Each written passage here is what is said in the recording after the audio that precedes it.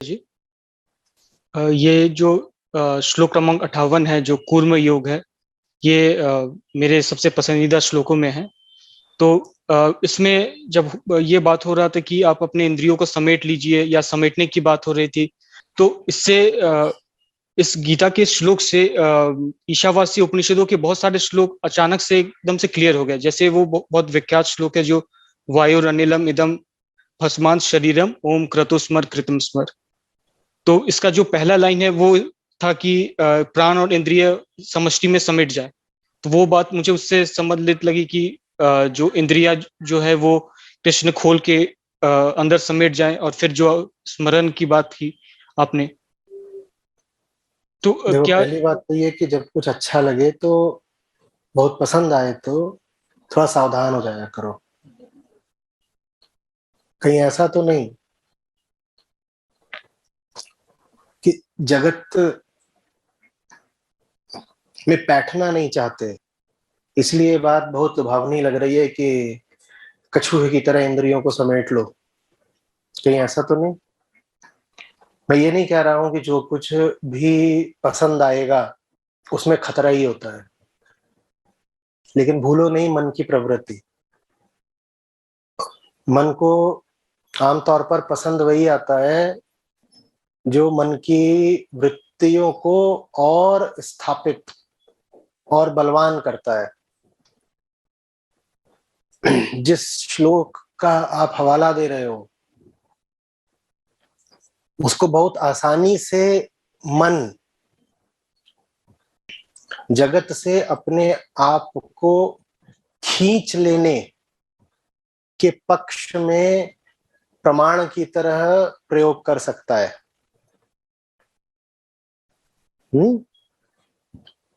वो विथड्रॉल के लिए एक एक आसान सहयोग बन सकता है। वो नहीं होना चाहिए।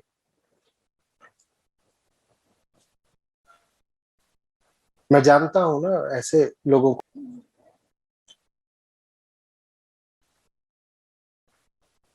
जो जब किसी जगह पर अपने आप को बहुत उपयुक्त नहीं पाते, एक तरह से जब वो किसी जगह पर अपने आप को हीन पाते हैं तो वो कछुए की तरह अपने आप को समेट लेते हैं। कृष्ण ने ऐसा नहीं चाहा है, पर मन किसी भी श्लोक का किसी भी तरह से उपयोग कर सकता है। मैं आशा यही कर रहा हूं कि तुमने ऐसा कुछ नहीं करा होगा, पर सावधान करने के लिए तुमको ये सब कह रहा हूं। कछुए की तरह स्वयं को खोलने समेटने का अर्थ ये नहीं होता है कि तुम किसी जगह पर हो और वहां जाकर कोने में दुबक गए।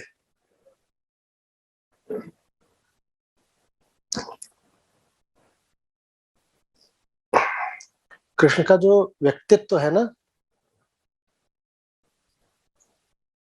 वो बहुत हद तक गीता के संदेश से मेल भी खाता है। कुछ बातें उसमें ऐसी भी हैं जिनका गीता से कोई सरोकार नहीं दिखता।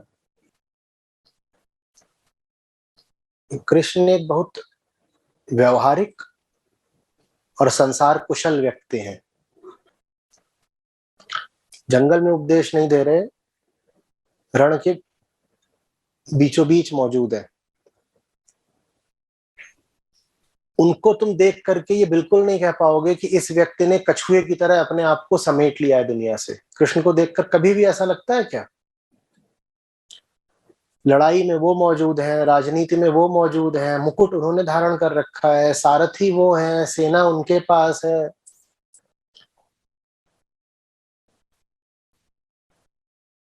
विनोद प्रिय वो हैं, मजे लेते रहते हैं, चुटकुले कहते रहते हैं।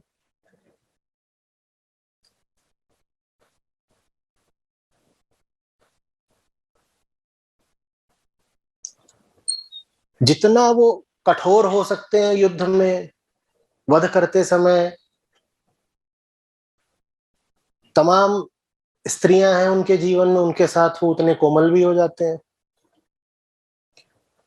उन्हें शकुनी से भी बात करना आता है और कुंती से भी बात करना आता है, और दोनों के साथ ही जब वो बात करते हैं तो एक सी दक्षता के साथ। बहुत कम ऐसे चरित्र हैं धर्म के पूरे क्षेत्र में। ज्यादातर जो चरित्र हैं वो किसी एक प्रकार के हैं। आप उनका वर्गीकरण कर सकते हो कि ये इस तरह के हैं, इनको इस वर्ग में फिट किया जा सकता है, डाला जा सकता है। कृष्ण को आप नहीं कर पाओगे। वो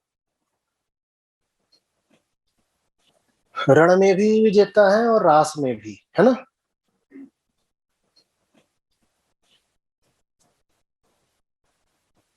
वो शत्रुओं को भी जीत लेते हैं और प्रेमिकाओं को भी। हम्म। और वही कृष्ण अगर कह रहे हो कि कछुए की तरह भीतर खींच लो अपने आप को, तो फिर सोचो कि वो क्या कह रहे होंगे। वो तुमको ये तो नहीं कह रहे होंगे कि जीवन से अपने आप को भीतर खींच लो। वो तुमको ये भी नहीं कह रहे होंगे कि जीवन के किसी भी क्षेत्र से अपने आप को हटा लो। कृष्ण ने जीवन के किसी भी क्षेत्र से अपने आप को हटाया है क्या? एक ओर तो धर्म की स्थापना करना भी उनको आता है, दूसरी ओर तमाम नियमों को तोड़ना भी कोई कृष्ण से सीखे। वही कृष्ण जो गीता में ही, कुरुक्षेत्र में ही खड़े होके कह रहे हैं धर्म संस्थापना था, धर्म की संस्थापना के लिए ही सब कुछ कर रहा हूं। वही कृष्ण युद्ध के न जाने कितने नियमों को अगले 18 दिनों के भीतर स्वयं ही तोड़ने वाले हैं। द्रोण, भीष्म, कर्ण, जयद्रथ, दुर्योधन और भी।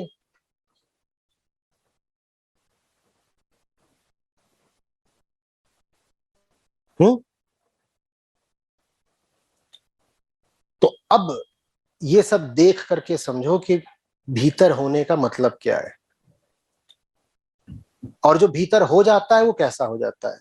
अगर तुमने वाकई कूर्म सूत्र जैसा तुम कह रहे हो समझा होगा, तो तुम्हारे व्यक्तित्व में भी उसी प्रकार की पूर्णता रहेगी जैसी कृष्ण के व्यक्तित्व में है। तुम सिर्फ ज्ञानी से नहीं बन जाओगे। क्या वो पूर्णता उभर रही है? पूछना अपने आप से। मैं नहीं जानता, तुम्हें कुछ प्रश्न दे रहा हूं बस। कहीं रेक्लूज तो नहीं बन रहे? गीता का संदेश नहीं है ऐसा। गीता न तुमको अलग होना सिखाती है,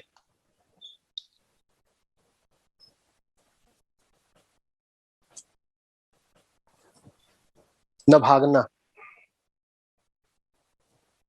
जो कुछ भी है प्रकृति में उपलब्ध,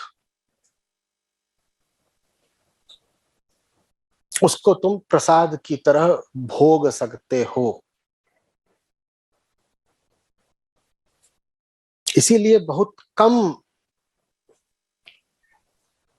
धार्मिक चरित्र हैं जो नाचते हैं। कृष्ण नाचते हैं। तुम नाच पा रहे हो? कल वीकेंड है। मैं तुम्हारी गीता तब पूरी जानूं जब तुम कल रात में नाच कर दिखाओ। Saturday night challenge. मुझे लगता है आपने बिल्कुल सही पकड़ा, क्योंकि मुझे पतंजलि की योग सूत्र में भी प्रत्याहार सबसे ज्यादा पसंद था, और मुझे ये वर्क फ्रॉम होम खोलने से भी डर लगता है। तो लगता है आपने सही पकड़ लिया ऐसा। मुझे बहुत डर, अच्छा भी नहीं लगता है लोगों से बात करना। और अब कल गीता को बिल्कुल छोड़ दो और कृष्ण के साथ हो लो। ठीक है? किस शहर में हो अभी? अभी कोलकाता में हूँ। तो कोई डिस्को ठीक है वहाँ? मैंने बढ़िया वाला? चेक किससे नहीं पूछ किया। रहा हूँ? तुम्हें पता ही होता तो मुझे इतना समझाना क्यों था? कल जाओ।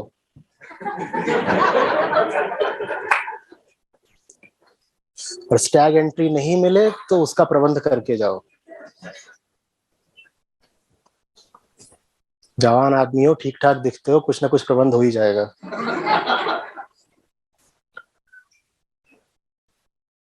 आप डिस्को की बात करें, मुझे तो वीडियो कॉल में भी जब भी मैं दफ्तर में किसी महिला कर्मचारी से बात करता हूँ तो भी मुझे डर लगता है। तो मेरा तो काम है, जहां रोग है सीधे वही उंगली रख देना। तुम ज्ञान मार्गी होना चाह रहे हो, मैं तुम्हें होने थोड़ी ही दूंगा। जो भक्ति की ज्यादा बात करते हैं, जैसे अभी देवी जी कर रही थी, उनको मैंने ज्ञान की बात बताई। तुम ज्ञान की ज्यादा बात कर रहे हो, मैं तुमको नाच की बात बताऊंगा।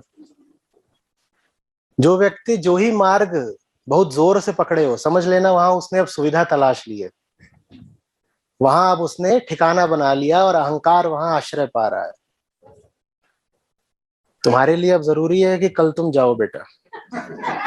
और अगला सवाल अब तभी पूछना, चाहो तो वहां से लाइव पूछ सकते हो, मैं तैयार हूं। ये कैसी बात है कि महिला कर्मचारी से बात करते हुए भी तुम असहज हो जाते हो? ये क्या बात है? तुम्हारा सारा ज्ञान कहाँ गया? वो भी तो पंचभूत है।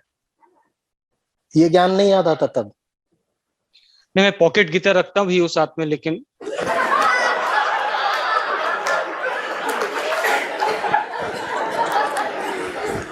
भूत पिशाच निकट नहीं आवे।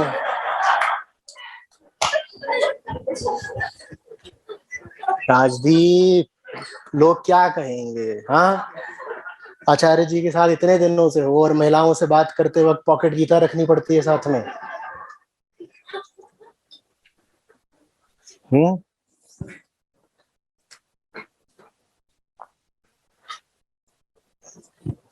कृष्ण की है गीता। यूं ही नहीं, उनकी पारंपरिक छवि भी बनाई गई है कि एक कृष्ण बीच में खड़े हैं और 10 गोपियां उनके इर्द गिर्द नाच रही हैं। तुमसे एक नहीं बनाई जाती?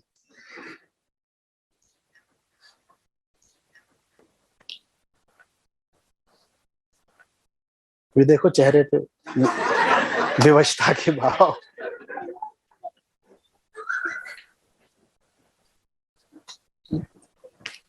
चलो कोई बात नहीं, अकेले ही जाके बैठ के आ जाओ, लेकिन जाओ जरूर। नहीं समझ पाओगे दुनिया को अगर समय से पहले ही अपने आप को कछुए की तरह वापस खींच लोगे।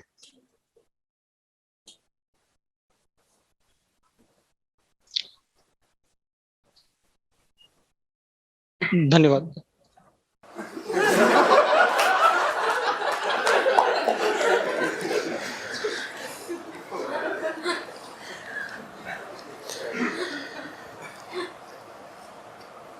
मैं पूछूंगा तुमसे, कल बस जाकर बैठ आना, इतना कर दो, ठीक है? कोई खतरा नहीं है इसमें। सिर्फ अवलोकन के लिए तो जा सकते हो ना। बैठे हो, देख रहे हो क्या है, बस देख लो। कुछ मत करना, कुछ खाना नहीं, कुछ पीना नहीं, दृष्टा की तरह देख तो सकते हो, इतना तो कर लेना। हाँ, मैं आपकी बात को कंसिडर करूंगा।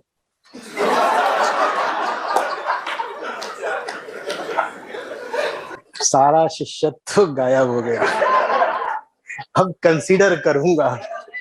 ये हाई कमांड है जो मेरी पिटीशन को कंसीडर करेंगे।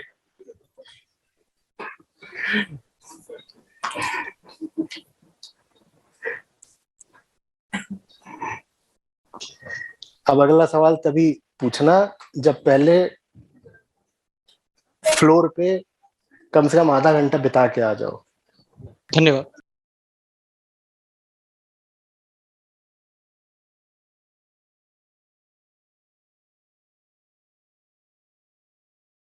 Pranam Acharya ji. Have you fulfilled my condition first of all? Yes, yes. I went to one nightclub and I video called Anmol sir from there. Okay. One Saturday I went. Good. What did you do there? I was just sitting and had one orange juice and just watching. What? Orange juice and? Watching people. What were you watching? Just I was watching that, they were providing meat and there were English songs being played and there was so much lustfulness on the floor. And I found all those three connected. If you just stop the English song, both of these will automatically get stopped. I was just watching them. It felt very bad actually going there. It felt like there was so much discomfort within me. I thought that I just didn't like that much. But since you asked me, so I had to do. So just as you watched all the songs and the entire ambience, did you also watch the discomfort within you? Yes. Where was the discomfort? Where was the discomfort coming from?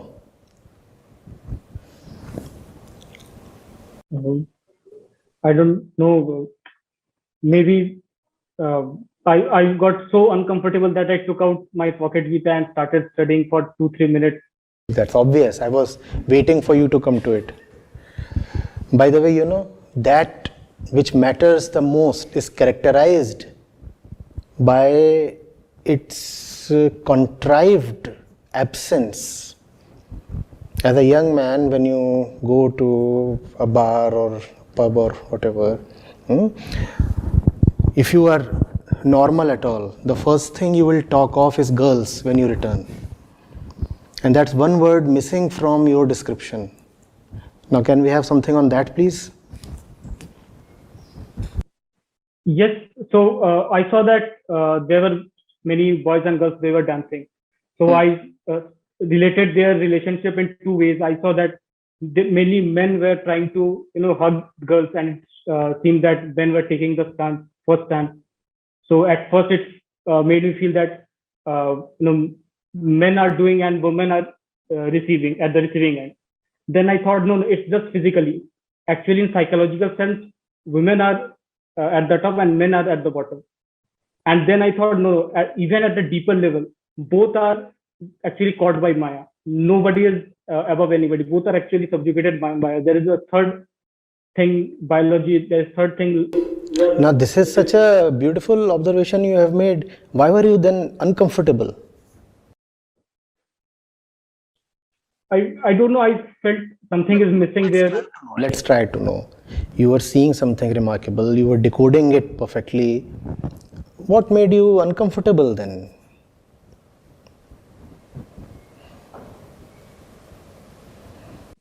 I don't know. It just felt like maybe a place where there are in a library where I'm sitting and studying Upanishads and doing my work. That is little safer in my more comfort zone than this. Safer for whom? For the insecurities within, because I know if stick to the technical parlance. Safer for whom? It's safer for the ego. Only the ego feels anything. So it has to be ego. There is nothing else other than ego. So the Upanishads are turning into a safe house for the ego. And the bar is threatening the ego. Role reversal. The Upanishads are where the ego is finding shelter. Yes. And the bar is where the ego is threatened. So where should you rather be? I guess I should be at both places. By both places, I mean under the lights of Upanishad, I should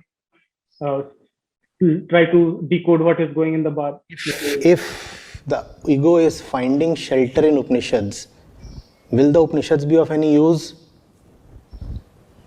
Well, it is the moral. You advocate people to read Upanishads, to read scripture so much. I definitely advocate that. But are you then even interpreting the Upanishads rightly if the ego is finding shelter there? If you interpret them rightly, then the ego will not quite like them.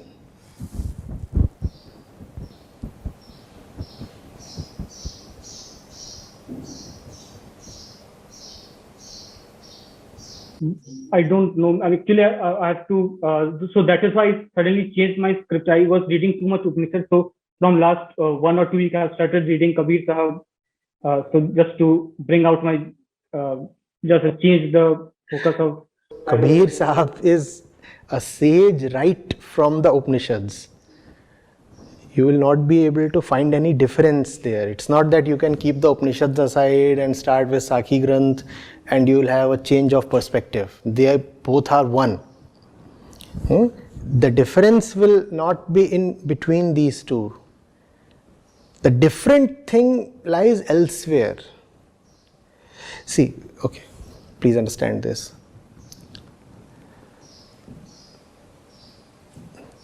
The ego survives because it is very humble in a sense. Two words related to metallurgy are applicable to the ego. It is malleable and ductile.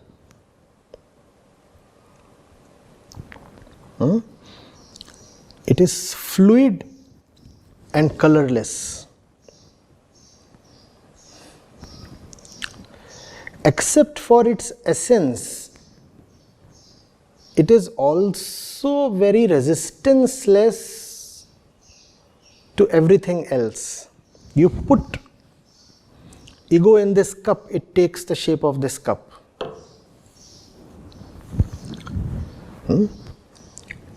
You take a balloon, for example. You press it from one side, what happens? The other part of the balloon. The other part gets inflated, right? And simultaneously, you can have the pleasure of success in compressing the balloon. Oh, I managed in manage to compress it, whereas it has only accumulated elsewhere. One has to be very cautious. If the Upanishads really are sinking in, and if you are really appreciating them, then you would be sahaj at all places. Sahaj, you understand? Yes, sahaj means not mind is sahaj. Akarshan and Vikarshan are one. Rag and Dvesh are one.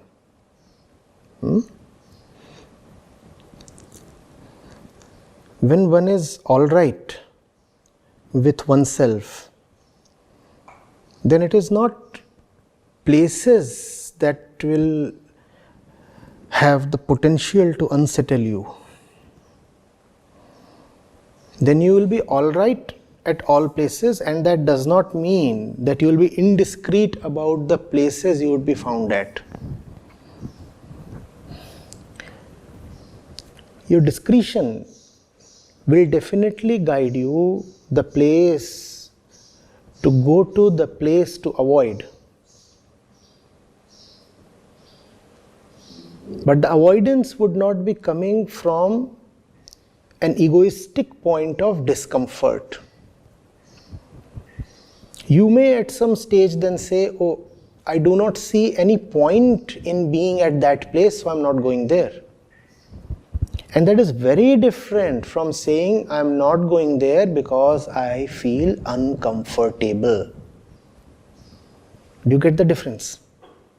There's one thing, I think I can spend my time better doing something else, I have higher priorities or other priorities or something, whatever. Therefore, I'm not going to go to that place. That is one thing. And the other thing is, I'm scared.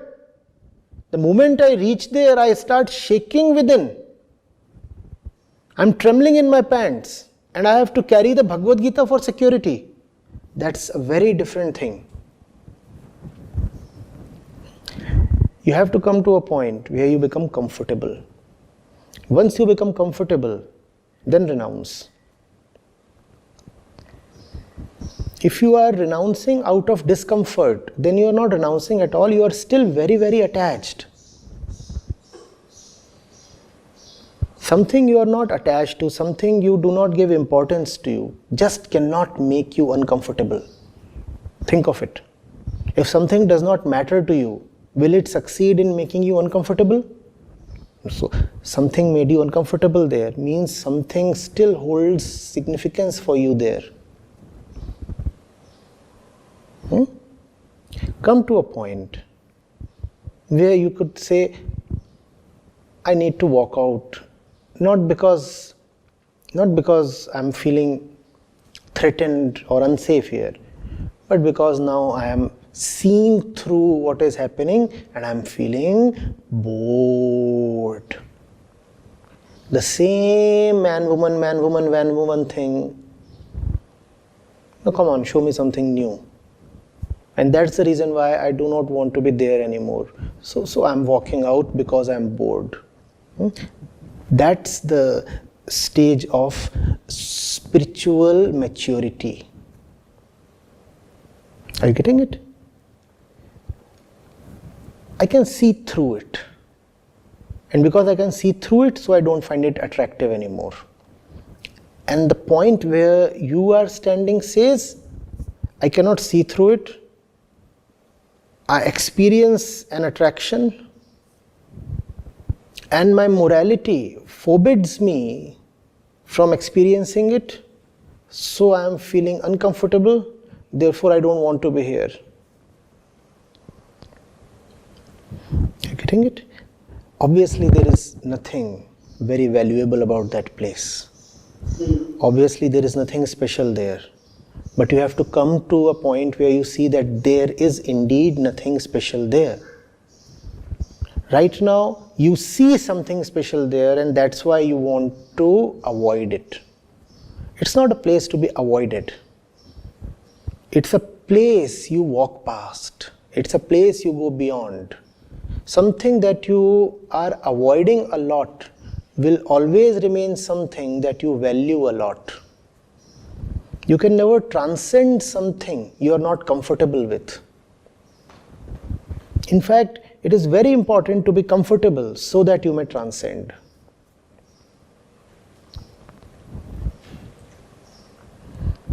Are you getting it? It has to become just another place for you. When you are there, you should know that this place is much the same as a classroom or a morgue, or a cremation ground, or a wedding place. What's the difference? Or a maternity ward? Does that place not contain the sum total of entire life processes we go through? Think of it. Don't you see jealousy there? Don't you see ignorance there? Don't you see desire there? Don't you see money there? Don't you see sensual excitement there? And is that not what we call as life? And if that is present everywhere in life, how is that place different or special? Please tell me. If you are finding that place special, it means you are not seeing these elements elsewhere in life. There, for example, you will find that sexuality is something very open and obvious, no? In a nightclub. And that unnerves you. But that only means that you are not able to see the implicit, the covert sexuality that dances around us all the time. If you are to be annoyed, why are you not annoyed then? With all the people rushing to their offices every morning. Is that not a sexual act? Come on, think of it. Think of it. Obviously, the entire Prakritic process is sexual. From birth till death, everything is sexual. Now, if everything is sexual, how come you are just exclusively uncomfortable with what is happening in the nightclub? Tell me, please. You look at the mother and the daughter You look at whatever is happening anywhere, you look at that billboard. You go to your organization, what do you think? Your organization is not working for a sexual motive? And what do you think? Sexual motives include only physical ones? Sexuality is a thing of the mind. To be body-centric is to be sexual. That's the definition. And everybody around you lives and dies for the body and as the body. No? So what's special then in the nightclub? Nothing. And once you see that this place is just a microcosm of my entire universe, you will say, now this place holds no great significance for me. This place to me is just the same as the silent and barren street in front of my house. The same things that are happening here are happening there as well. Now this is called samta, samabhav. I can see the same prakritic processes everywhere, everywhere. The shopkeeper and the customer are the same as the man and the woman.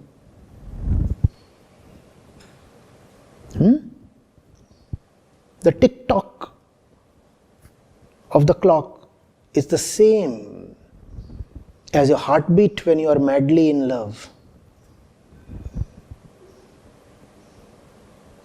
How do you say that sex is there only when a male and a female meet? And if you think that sex is something limited just to two bodies, then you will remain happily oblivious to your sexual bondages all your life, as most brahmacharis do. They think they have abstained from physical union, so they are beyond sex now. The fact is their entire body and the mind is still sexual. Do you want to become one of those brahmacharis who abstain from women but are deeply sexual, not because they are thinking of women all the time? No, I am not alleging that. They might not even be thinking of women, but they are still sexual. Why? Because the body is sexual. The food that you eat is actually a sexual act.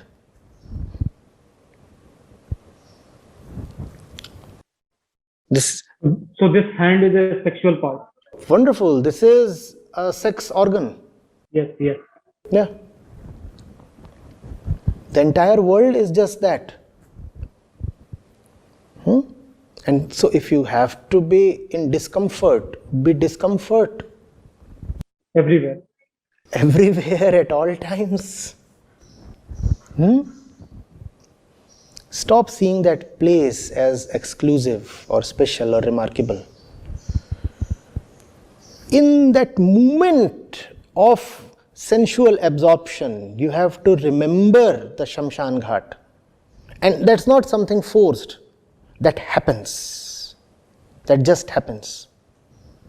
And when that starts happening, that's the time you can, with justification, walk out of the nightclub. Because now is the moment when it ceases to hold any value. Not theoretically, in that moment when that attractive, gorgeous woman is there, can you see death? And that does not mean that you have to denigrate her physical beauty. Appreciate that she is physically beautiful in this moment as she is, obviously. Wonderful. The womanly form is something to admire and appreciate, and that's all right. But along with the admiration, can there also be realization in the same moment? She is the old woman just about to die. She is the baby that took birth.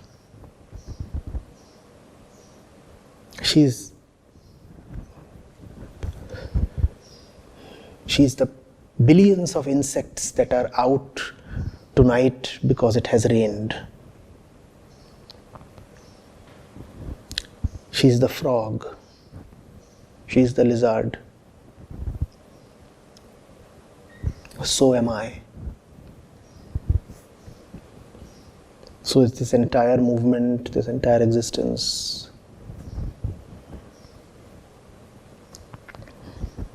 And this is not philosophical. Yes, that is true scientifically. When the DNA has passed through those. Don't have to think in these terms. You're trying to justify it using flow of thought, using memorized concepts. No. It is something that you see in the moment. You just see in that moment. When I'm talking to you, I hardly have time to rely on thoughts. But even as you are about to say something, I see in the moment that you are coming from the same place as one particular person did in the 12th century. That has to be seen immediately.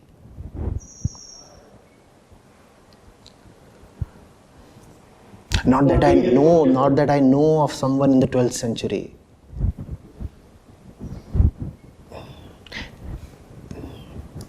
It's just so predictable because we are programmed to come from the same place again and again. So it's obvious that something is being repeated. Oh Arjun, was there ever a time when you were not there or I was not there? No. No, you don't have to respond. You have to understand. I mean, you are talking from Srimad Bhagavad Gita, right? Yes. But I am not coming from Srimad Bhagavad Gita. I am coming from our discussion in this moment. You are coming from the Gita. So this is the difference. I am coming from Gita, you are coming from. Yes, I am not coming from the Gita. Yes, even when I am with the Gita, I am not really coming from a coded scripture. I am coming from life.